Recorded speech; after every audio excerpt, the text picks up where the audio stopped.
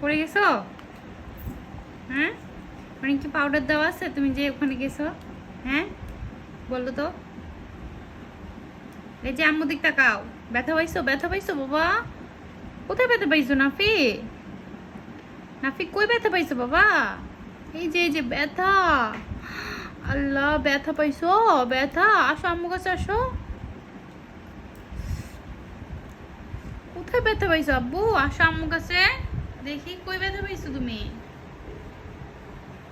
নাফি কোথায় ব্যথা পাইছো? আসো।